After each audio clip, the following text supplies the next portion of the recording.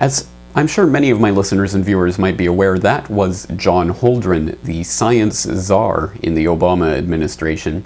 In his first interview that was conducted with the AP back in January of 2009, shortly after he had gotten into the office of the science czar for Obama, arguing about the merits and demerits of geoengineering the Earth in order to combat the deadly scourge of climate change.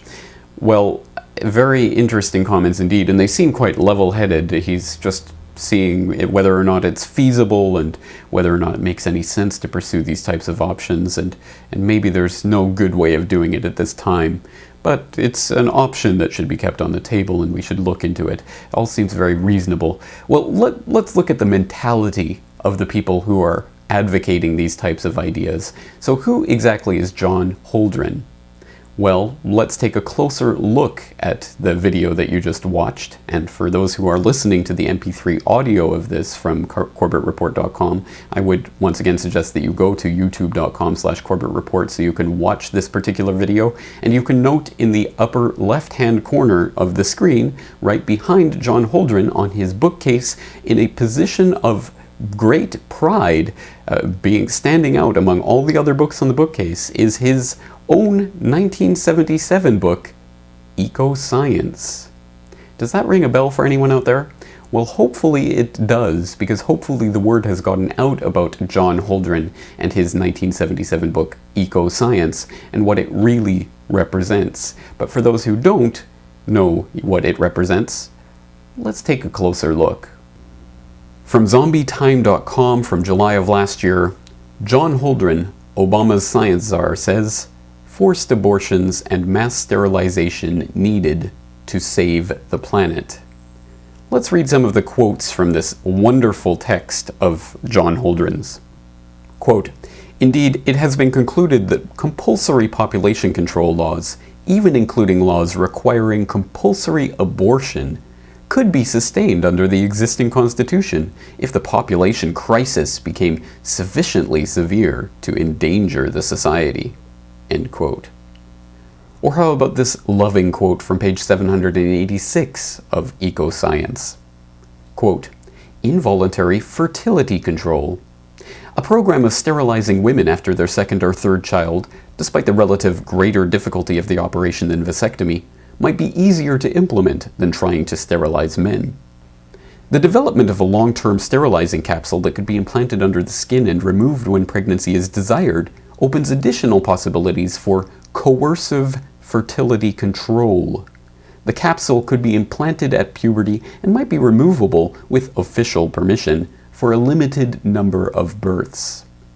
End quote.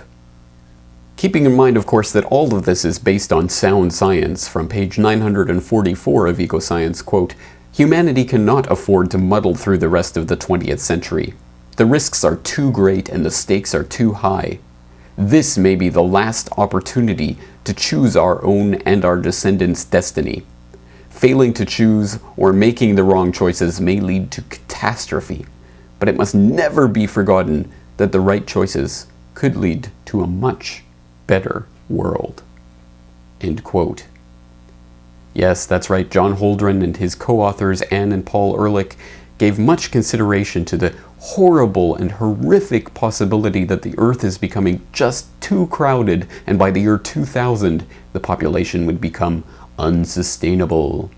In the year 2000. Yes, that's right. All of this, of course, is based on that crackpot science of the old form of environmental alarmism, and that was based on Malthusian population scaremongering. And since that has gone by the wayside because the year 2000 came and gone, and we're still able to support ourselves as a species on this planet, well, the latest environmental alarmism is, of course, the man-made climate change scare, which is just another way of corralling people into accepting these types of unbelievable Orwellian ideas of completely controlling the population in every form, right down to forcing abortions. And I'll let you go and read that zombietime.com article for yourself in its entirety, and read all of the other excerpts from this book about the unthinkable ideas about putting sterilizing agents into the water supply in order to take care of this horrific scourge of population growth. Just unbelievable things, but it shows very well the mentality of the people who are willing to consider pumping all sorts of other chemicals into our environment in order to save us from this new scourge and scare of man-made climate change. And again, this is an idea that is quite au courant, and it is very popular and being advocated by a great number of people who are in positions to be able to do something about it. And one of them is a professor from my old alma mater, the University of Calgary. And his name is David Keith. I think it's crucial to distinguish these two completely different kinds of things. Carbon removal is inherently expensive. We can disagree about exactly how much, but it's expensive. Putting sulfates in the aerosol is potentially so cheap that costs are irrelevant, in the same sense as when you think about security strategy, that actual cost of nuclear warheads is not a big driver in security strategy. Costs are so cheap that the richest people on the planet could perhaps afford to buy an ice age, that individual small states could act alone. So I'm working with one of the leading contractors of high-altitude aircraft in the U.S., Aurora Flight Sciences. We're in the middle of a contract they have with us looking at the costs of doing this, and the costs are, as we thought, small. These costs you add it to the fuel, or would it? No, that doesn't work at all. That's in the blogosphere. No, you build custom aircraft that would fly at about 75,000 feet, that would put the appropriate sulfur, whatever it is, in the atmosphere. And the costs of doing that really work out to be low enough that costs don't matter. The richest men on the planet could afford to buy an ice age. What a very interesting quote, especially coming from someone who was actually a recipient of that money that we talked about earlier, coming from Bill Gates looking into geoengineering. So this is not quite as theoretical as some would have you believe, and they would have you believe that this is all very theoretical at this stage, the spraying of pollutants into the atmosphere in order to prevent sunlight from getting in order to stop global warming. Indeed, well, this is posited as something that's not happening at the moment, but perhaps there are signs that there is something going on in our atmosphere. Again from Wired.com, July 16th, 2009, mysterious glowing clouds appear across America's night skies. Quote, mysterious glowing clouds, previously seen almost exclusively in Earth's polar regions, have appeared in the skies over the United States and Europe over the past several days. Photographers and other skywatchers in Omaha, Paris, Seattle, and other locations have run outside to capture images of what scientists call noctilucent, night-shining clouds. Formed by ice literally at the boundary where the Earth's atmosphere meets space 50 miles up, they shine because they are so high that they remain lit by the sun even after our star is below the horizon. The clouds might be beautiful, but they could portend global changes caused by global warming.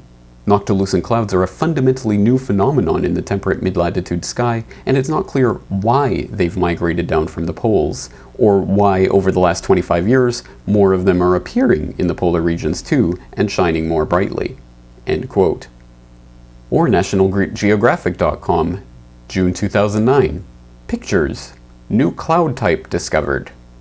Quote, these choppy clouds over Cedar Rapids, Iowa, in an undated picture, could be examples of the first new type of cloud to be recognized since 1951. Or so hopes Gavin Preeter-Pinney, founder of the Cloud Appreciation Society.